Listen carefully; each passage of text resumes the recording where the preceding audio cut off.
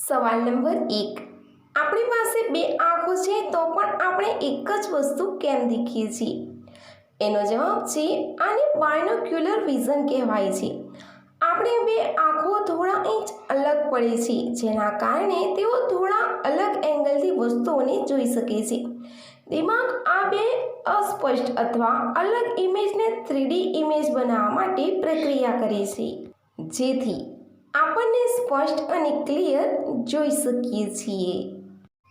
સવાલ નંબર 2, ફળ પર આપેલા સ્ટીકરનો અર્થ શું થાય છે?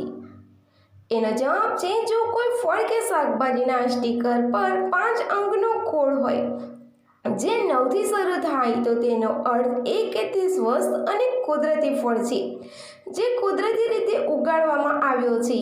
જો કોઈ ફળ કે શાકભાજીનો 5 અંકનો કોડ છે અને 8 થી શરૂ થાય છે, તેનો અર્થ છે કે તે અડધો કુદરતી અને અડધો દવાયુક્ત છે.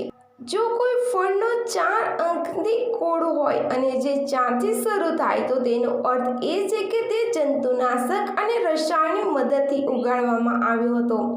તેથી 4 થી શરૂ થતા ફળો ખાવાનું ટાળો.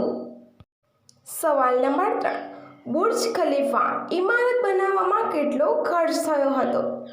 એનો જવાબ છે દુબઈમાં 6 વર્ષમાં $8 અબજ ખર્ચે બનેલું બુર્જ ખલીફા વિશ્વની સૌથી ઊંચી ઇમારત છે, જે 829.8 મીટર ઊંચી અને 211 માળ ઊંચી છે. બહુ ઓછા લોકો જાણે છે કે બુર્જ ખલીફા સેમસંગ દ્વારા બનાવવામાં આવ્યું હતું. બાંધકામ 10 વર્ષ પહેલા 6 જાન્યુઆરીએ શરૂ થયું હતું. સવાલ નંબર 4, ઓબ્સિડિયન શું છે?